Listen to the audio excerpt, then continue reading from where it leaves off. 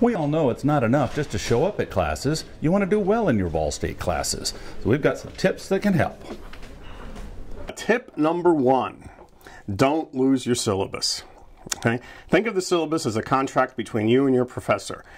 What it says on there is what you have to do and is what she or he has to do. So it'll have your due dates, it'll have your schedule, it'll have, what the different assignments are, how many points they're worth, how you get your grade, when the exams are, all that stuff. The first step to being a good student is knowing when stuff is due. So I would say my first tip is keep that syllabus and schedule. Print it out, keep it in a folder, and consult it often.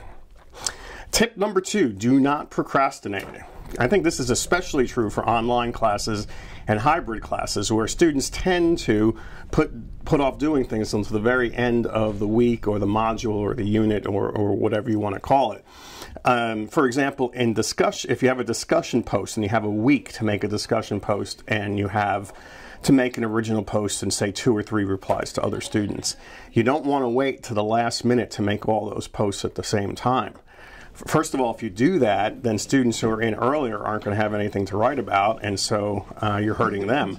Secondly, you want to make your first post early in the week after you've read the material, looked at the question, and that gives other students something to write about, something to respond to, and it also gives you something to respond to because the other students are also making their posts early.